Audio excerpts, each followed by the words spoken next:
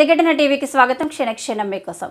Bharat Ratna doctor BR Ambedkar 133వ జయంతి సందర్భంగా పటాన్చెరు మండలం ముత్తంగి గ్రామంలో అంబేద్కర్ విగ్రహానికి పటాన్చెరు నియోజకవర్గ కాంగ్రెస్ పార్టీ ఇన్ఛార్జ్ కాటా శ్రీనివాస్ గౌడ్ పూలమాల వేసి ఘన నివాళులర్పించారు.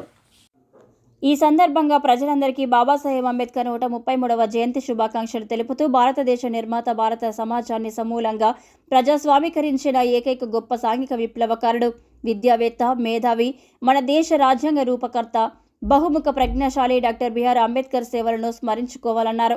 బడుగు బలహీన వర్గాలు, మహిళల సాధికారతకు పాటుపడిన మహనీయుడు అంబేద్కర్ అని కొనియాడారు. దేశ భవిష్యత్తును ముందుగానే ఊహించి దార్శనికతతో రాజ్యాంగాన్ని రూపొందించిన అంబేద్కర్ భావితరాలకు స్ఫూర్తిగా నిలిచారని అన్నారు.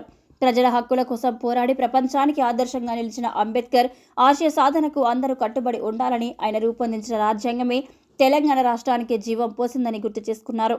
ఆయన స్ఫూర్తితోనే ప్రభుత్వం ఎస్సీ, ఎస్టీలు, వెనుకబడిన వర్గాల అభ్యున్నతికి పాటుపడుతుందని అన్నారు. దళితుల అభ్యున్నతితో తెలంగాణ దేశానికే ఆదర్శంగా ఉండేలా ప్రభుత్వ చర్యలు చేపడుతుందని పేర్కొన్నారు.